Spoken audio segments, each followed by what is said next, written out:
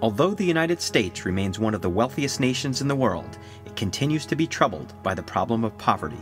In fact, the poverty rate in the U.S. is higher in 2014 than it has been at any other time in the past 20 years. Nationwide, close to 50 million people live below the poverty line. About 1/3 of them are children. Poverty affects every race and geographical region in the United States. As of 2013, white Americans made up the single largest group of the nation's poor, accounting for 40% of the total. Hispanic Americans made up 30%, and Black Americans made up just 23%. Some of the most extreme poverty can be seen among the nation's homeless. In 2012, estimates for the total number of homeless in the U.S. was as high as 3.5 million. The most common causes of homelessness are a lack of affordable housing, low wages, unemployment, and mental illness. To help the poor, a wide range of programs and charities have been developed over the years. One newer and compelling approach is Venture Philanthropy, which takes concepts from the business world and applies them to solving social problems. Among the most effective venture philanthropists is Thomas M. Owens, a successful businessman who is fighting poverty in the Chicago area through an innovative internship program.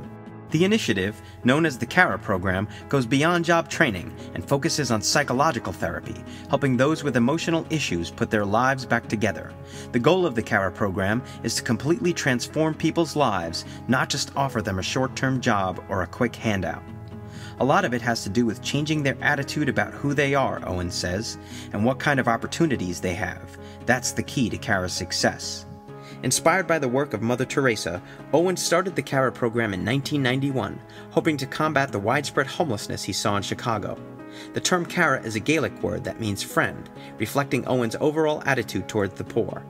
Rather than judge the poor or see them as victims, Owens thinks of them as people who have simply not realized their full potential yet. And rather than ignore them, his mission is to lift them up. But Owens wasn't always a philanthropist. For 20 years he worked as an executive at IBM. In 1979, he started his own firm, XL Datacomp, which he built into a major international company. After becoming financially independent, Owens retired from the business world and began to focus on helping those less fortunate. Initially, Owens wasn't sure how he could best give back to the people of Chicago. Then, on the advice of a local priest, he decided to focus his efforts on helping the homeless, people so poor they couldn't afford shelter. At first, Owens was a one-man operation, driving around from shelter to shelter, not sure exactly what to do. He knew he wanted to help, but he knew very little about homelessness or its associated problems. As a result, his early attempts were not very effective. Although he was able to find entry-level jobs for people, they didn't stay at those jobs for very long. Owens quickly realized that unless people changed their habits and their mindset, there wouldn't be any lasting progress. Eventually, Owens brought in people from the business world to help him build a more effective and viable program. Today, applicants are heavily screened for motivation level and put through a demanding training program that helps them build the skills they need to succeed. The training involves 4 to 6 months of classes every day from 8:30 a.m. to 5 p.m. People not only work on their interview and job skills, but also work to develop social and emotional skills. And so far, the new model is working. Under the new program, the vast majority of people who enter the internship program eventually obtain full-time jobs. More impressively, 75% of the people who are placed in jobs actually stay with their employer for at least 1 year, a retention rate that is significantly higher than the national average of just 49%. Today, the Cara program has a professional staff of 70 people, with more than 200 volunteers helping out. Staff members keep detailed metrics on business partners, students placed, and available jobs. It is both efficient and effective.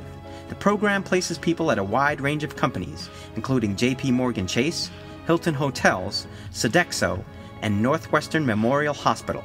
Since 1991, the Cara program has placed more than 3,500 people in permanent jobs. As of 2014, the program finds full-time jobs for more than 300 people each year. And while most of the people who enter the program are homeless, more than 80% leave with permanent housing. The entire organization is infused with the idea that every time an individual succeeds, it benefits the whole society. There's a feeling here that we're all in this together, Owens says. Your success is my success. And clearly, it is an approach that works. But Owens is not alone. He is just one of a number of successful businessmen applying venture philanthropy to the problem of poverty. On the East Coast, Paul Tudor Jones, a pioneering hedge fund manager, has used his considerable wealth, experience, and leadership skills to establish the Robin Hood Foundation, one of the leading anti-poverty organizations in the nation. Based in New York City, the foundation works with existing anti-poverty groups and gives them everything they need to be successful, including funding, training, and publicity. Today, the foundation works with more than 240 nonprofits in the New York City area. Like the Cara program, the foundation takes a tough, free market approach. All donations are essentially treated like business investments. Clear goals are established for all grants provided, and outcomes are carefully measured.